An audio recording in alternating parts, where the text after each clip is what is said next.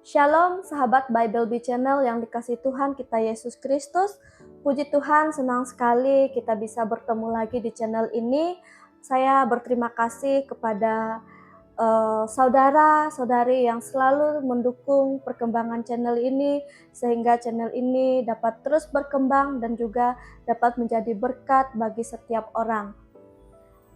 Saudaraku, kita patut bersyukur untuk setiap berkat, untuk setiap anugerah dan juga keselamatan yang telah diberikan kepada kita. Yang pastinya bagi setiap kita yang percaya kepada Yesus sebagai Tuhan dan Juru Selamat dalam kehidupan kita. Yesaya pasal 61 ayat 1 berbunyi demikian, Roh Tuhan Allah ada padaku, oleh karena Tuhan telah mengurapi aku. Ia telah mengutus aku untuk menyampaikan kabar baik kepada orang-orang sengsara dan merawat orang-orang yang remuk hati, untuk memberitakan pembebasan kepada orang-orang tawanan dan kepada orang-orang yang terkurung kelepasan dari penjara. Bapak, Ibu, saudara-saudari yang diberkati Tuhan, ayat firman Tuhan ini menjadi dasar untuk kita di mana kita akan bersama-sama menyaksikan kesaksian seorang ibu, di mana seorang ibu ini adalah dia bisa dikatakan keturunan Arab karena ayahnya orang Arab, dan ibu ini hampir meninggal karena sakit pendarahan. Dan puji Tuhannya lagi, dalam keadaan hampir meninggal karena pendarahan, ibu ini berdoa dan berseru mencari jalan yang benar, berseru untuk mendapatkan kesembuhan di tempat yang paling suci sekalipun baginya pada masa itu, karena dia belum percaya, dia masih seorang Muslim, jadi dia pergi ke Mekah untuk berdoa seperti itu. Dan ketika dia berdoa pada waktu itu, pada subuh ya, waktu subuh dia berdoa, dia sholat, dia diberikan sebuah penglihatan yang mungkin tidak semua orang dapat merasakan itu, dapat melihat itu. Dia melihat seorang pribadi yang tinggi, besar, berjubah putih dan bercahaya, yang jauh melebihi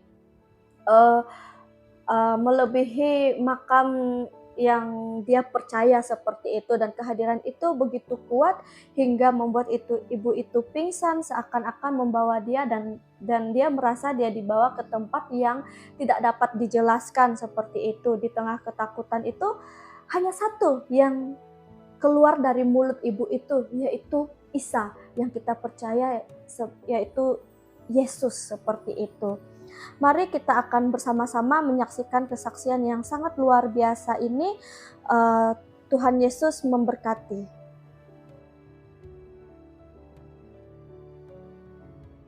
Tadi saya ceritakan sebelumnya saya adalah Bani Kedar, bapak saya dari Arab, ibu saya dari Sunda.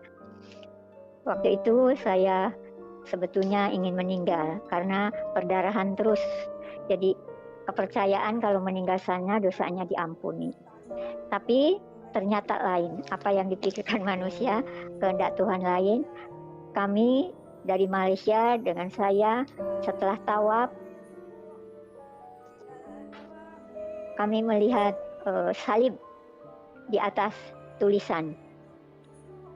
Sesudah itu di Madinah, di tempat makamnya Nabi Muhammad, dengan tiba-tiba ketika saya sholat subuh sedang baca Qul a'udzu birabbinas malikinas ilahinas, itu dengan tiba-tiba saya melihat ada seorang laki-laki pakai jubah tinggi, setinggi melebihi makamnya Nabi Muhammad.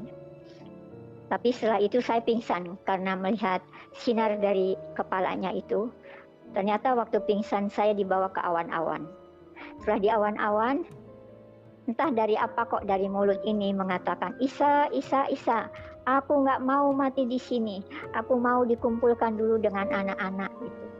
Akhirnya karena saya menendang kaki, tangan juga ngikut ke kanan ke kiri, jadi mereka marah. Ibu kok sholat subuh dikatakan Isa, ibu rupanya kemasukan setan, katanya begitu. Tapi ya puji Tuhan, setelah saya merenungkan, akhirnya setelah saya pulang, saya membaca Taurat dan Injil dari Al-Quran. Ternyata saya baru tahu bahwa Alkitabah itu adalah untuk Taurat dan Injil, kitab suci umat Nasrani. Kalau Alkitabi adalah Al-Quran. Jadi artinya kitab suci umat Islam. Dan waktu saya belajar di sana, yang diajarkan tuh yang terpenting, ibu harus mengerti bahwa di dalam surat Nabi Muhammad diturunkan ada ayat yang hak, ada yang batil. Nah, itu harus tahu perbedaan antara yang hak dengan yang batil. Akhirnya baru saya tahu kok pengajarannya lain dah. Yang hak yang bagaimana? Yang hak itu yang membenarkan isi kitab-kitab sebelumnya. Contoh Ali Imran, bahwa Al-Quran itu membenarkan isi kitab-kitab sebelumnya. Jadi di situ ada Allah berfirman, "Hei Isa, aku akan mewafatkanmu dan mengangkatmu ke sisiku, dan pengikutmu akan kujadikan lebih mulia atau di atas orang-orang kafir sampai hari kiamat." Terus saya kaget, loh katanya Isa Al-Masih tidak wafat dan tidak disalibkan, tapi orang lain. Nah dulu saya waktu jadi Bani Kedar, di surat An-Nisa ayat 157 dikatakan, "Sesungguhnya kami telah membunuh Al-Masih Isa putra Maryam, tetapi di bawahnya bertentangan. Isa tidak mati dan tidak disalibkan, karena yang disalibkan orang lain." Nah itu saya waktu masih Bani Kedar percayanya itu, bahwa Isa tidak wafat dan tidak disalibkan, tapi Isa diangkat ke sisi Allah. Tapi terus ada di surat Yunus, surat Nabi kepada Nabi Muhammad, "Kalau kamu ragu-ragu tentang apa saja isi Al-Quran yang hak, yang membenarkan isi kitab-kitab sebelumnya, bertanyalah ke umat Nasrani, yaqra'unal kitaba min qablika." Bertanya kepada umat Nasrani yang sudah membaca kitab-kitab sebelumnya. Sesudah itu saya tidak berani menanyakan ke orang Nasrani. Saya nanti dibohongi. Jadi saya bacanya dari Al-Quran, mengikuti. Harus bertanya, ketika saya bertanya, ya bertanya ke depan saya kebetulan orang Batak. Jadi bertanya, apakah benar Isa Al-Masih? Iya Bu, Isa Al-Masih wafat dan dibangkitkan, hidup kembali menjadi Tuhan. Gitu. Puji Tuhan, akhirnya saya terima Yesus sebagai Tuhan. An-Nisa 4 ayat 159.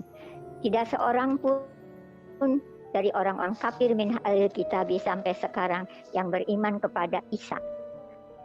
Terus di ayat 162-nya, ketuhanan. Orang-orang yang berilmu mengatakan bahwa ketuhanan, percaya dengan ketuhanan Isa. Akhirnya saya baru percaya bahwa Isa masih itu. Nah, Al-Quran yang diterjemahkan oleh Departemen Agama Republik Indonesia, penerbitnya CP Jaya Sakti Surabaya, mengatakan mukadimah artinya Al-Maidah artinya hidangan.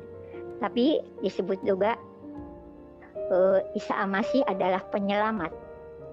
Al-Munkid itu artinya Isa Al-Masih penyelamat pengikut-pengikut setianya dari azab Allah. Nah, akhirnya saya mulai saat itu karena suruh bertanya umat Kristen, jadi saya beli buku. Tidak bertanya, saya mau belajar sendiri begitu.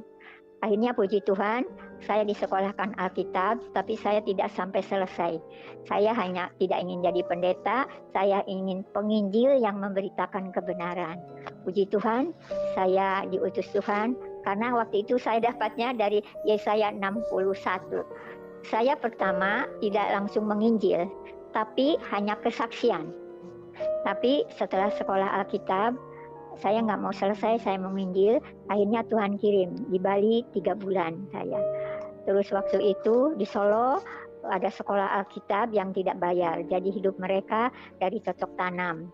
Jadi saya mengajar Taurat dan Injil dari Al-Quran.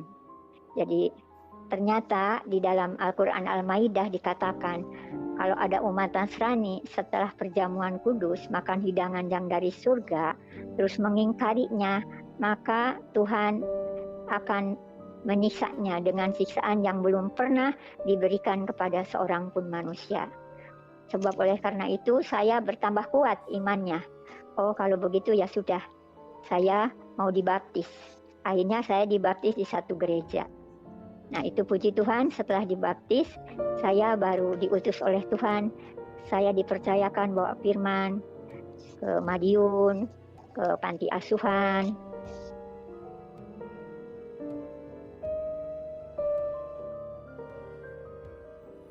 ke Surabaya, ke Bali. Ya puji Tuhan, di Bali kemuliaan Tuhan dinyatakan, sampai ada orang-orang yang dibaptis. Pokoknya setiap saya yang saya singgahi, yang saya sampaikan firman, itu puji Tuhan, ada aja orang yang dibaptis itu.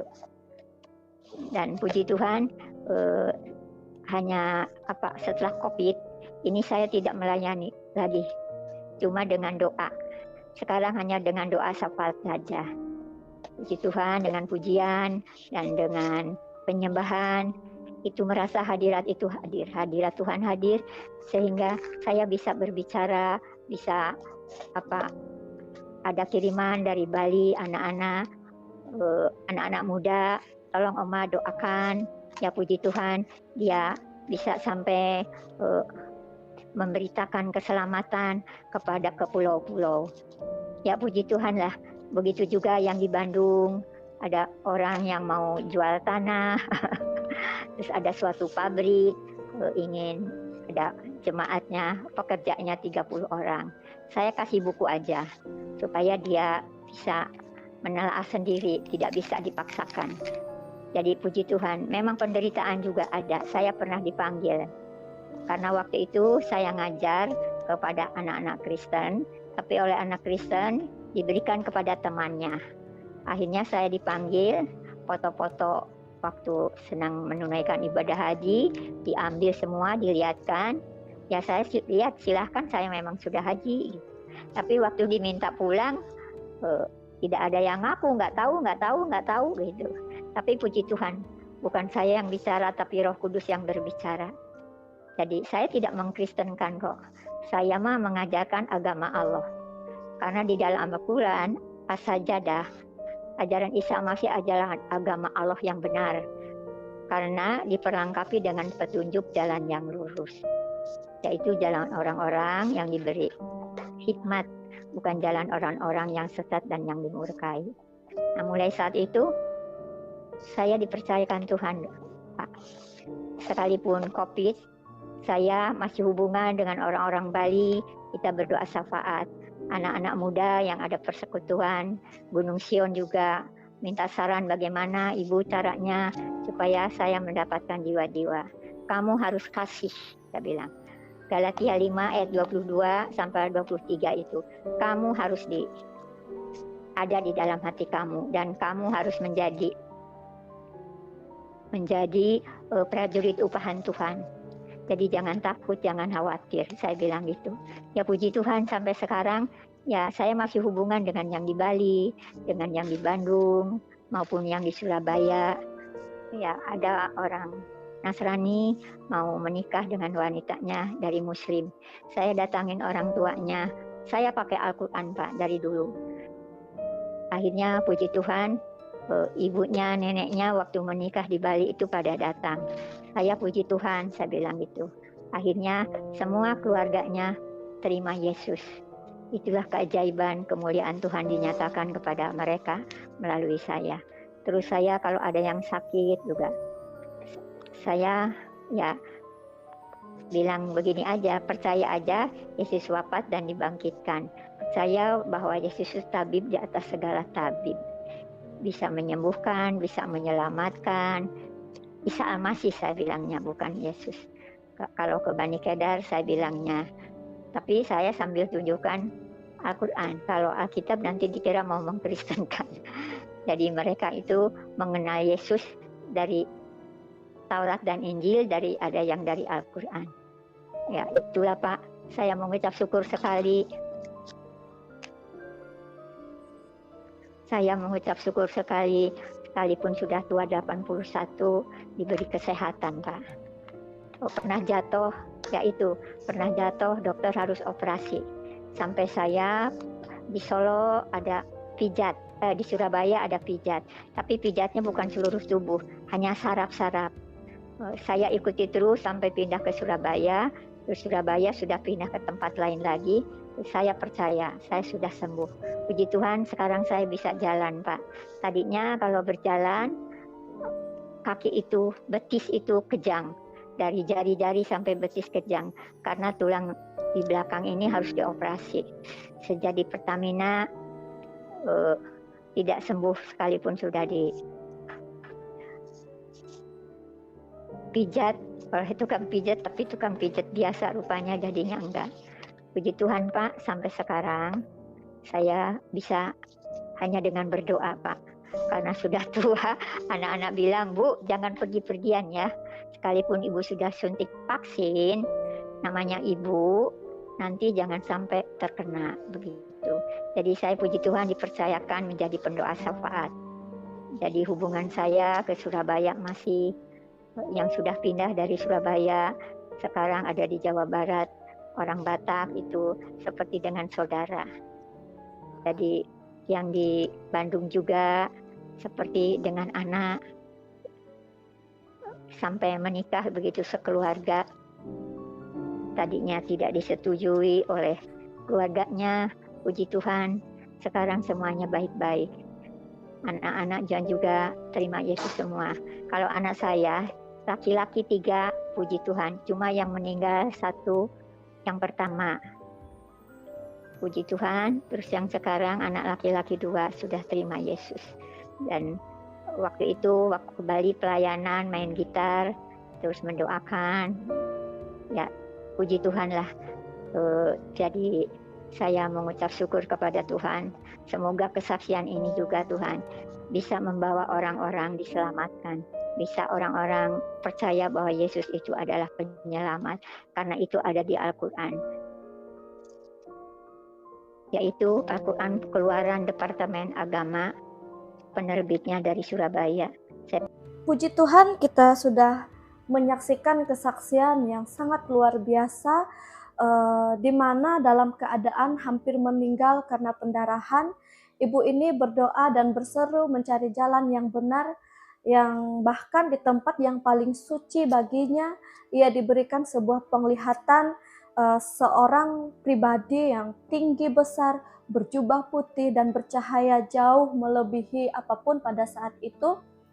Dan kehadiran itu begitu kuat sehingga membuat ibu ini pingsan dan seolah-olah dia dibawa ke tempat yang tidak dapat ia jelaskan. Dan di tengah ketakutan itu hanya satu nama yang keluar dari mulutnya, yaitu Isa. Saudaraku, orang-orang mengira itu adalah kerasukan, tetapi puji Tuhan, kita bisa melihat bahwa ia merasakan sesuatu yang berbeda dalam dirinya, yaitu sebuah damai, sebuah panggilan, sebuah kebenaran yang belum dia mengerti. Karena penasarannya ibu ini mulai mencari, dia membuka kitab Taurat dan membaca Injil, bahkan memeriksa ayat-ayat tentang Isa di dalam Al-Quran. Ia tidak hanya membaca, tetapi ibu ini juga mencari dengan hati yang sungguh-sungguh karena dia ingin tahu, meskipun dia tidak mau bertanya kepada orang lain karena dia punya keinginan yang sangat kuat untuk mencari tahu tentang Isa Al-Masih, yaitu tentang Tuhan Yesus Kristus seperti itu. Dan seperti di Yesaya pasal 61 ini yang sudah tadi saya bacakan, Yesaya 61 ayat 1, ini adalah janji tentang kedatangan Mesias. Dia yang diurapi Tuhan untuk memulihkan hidup manusia yang hancur. Ketika nubuatan ini diberikan, bangsa Israel sedang mengalami masa paling gelap. Hidup seperti reruntuhan, terluka, dan tanpa ada masa depan. Namun Tuhan berbicara melalui nabi-nabinya, yaitu akan datang seorang yang membawa kabar baik, menyembuhkan hati yang patah, dan memerdekakan orang yang terikat. Janji itu akhirnya digenapi di dalam Isa Al-Masih sebagai mana ia sendiri menyatakan saat mengutip Yesaya pasal 61 dalam Lukas pasal 4 ayat 18 sampai ayatnya yang ke-19. Dan dari situlah janji Yesaya 61 ini digenapi dalam hidup juga kepada seorang ibu ini, ya. Tuhan membuka matanya untuk melihat siapa Isa sebenarnya. Mesias yang datang untuk mati di kayu salib dan bangkit untuk membawa pemulihan, seperti itu. Dan juga yang sebelumnya ibu ini tidak mengerti, kini bisa menjadi terang baginya, karena puji Tuhan ibu ini mengambil keputusan untuk percaya kepada Tuhan Yesus, kepada Isa Al-Masih. Dan kita tahu bahwa Isa Al-Masih itu bukan hanya seorang nabi, dia adalah kabar baik bagi yang mencarinya, bagi yang patah hati, memberikan pembebasan bagi yang terikat, dan pemulihan bagi orang yang hampir kehilangan hidupnya.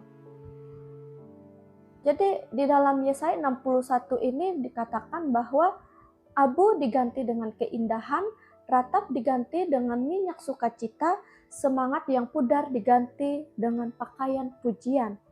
Jadi dari seorang ibu yang hampir meninggal, bingung dan ketakutan, Tuhan menjadikannya seorang yang mengenal Isa secara pribadi. Dari seorang yang hanya mencari kebenaran, Tuhan memakai ibu ini untuk menjadi seorang yang membawa kebenaran. Ibu ini menyampaikan kabar baik di mana-mana, dia berkhotbah di mana-mana. Artinya dia percaya dan dia juga menjadi dampak bagi orang-orang di sekitarnya, bahkan bagi orang-orang yang ada di mana saja, seperti itu. Begitu juga kita harusnya belajar, ya, belajar khususnya kita yang mungkin dari lahir sudah percaya seperti ini, kita belajar kepada orang yang seperti ibu ini lah, seperti itu. Kita harus belajar bahwa ketika kita percaya kepada Tuhan Yesus, kita tidak hanya berdampak bagi diri kita sendiri, tapi kita juga harus menjadi dampak bagi orang lain, seperti itu. Jadi mari kita terus belajar untuk mengenal, untuk mencari Tuhan dengan sungguh-sungguh, dan kita percaya bahwa Tuhan Yesus adalah Tuhan yang benar-benar datang untuk memulihkan kehidupan kita, untuk menyembuhkan kita dan membebaskan kita. Itu bukan hanya teori, tetapi itu nyata dalam kehidupan orang yang percaya. Tidak ada pengalaman yang terlalu gelap, tidak ada pengalaman yang terlalu rusak atau terlalu asing bagi Tuhan. Ketika Tuhan sudah memilih kita, Tuhan akan menjangkau kita dan menolong kita, seperti itu. Jadi terima kasih untuk sahabat Bible Bee Channel yang selalu mendukung perkembangan channel ini. Bagi yang baru bergabung, silakan subscribe, like, komen, dan share agar Bible Bee Channel semakin hari semakin berkembang. Terlebih lagi Bible Bee Channel dapat menjadi berkat bagi banyak orang, bahkan sampai ke ujung-ujung bumi. Sampai jumpa di video berikutnya. Tuhan Yesus memberkati kita semua. Shalom.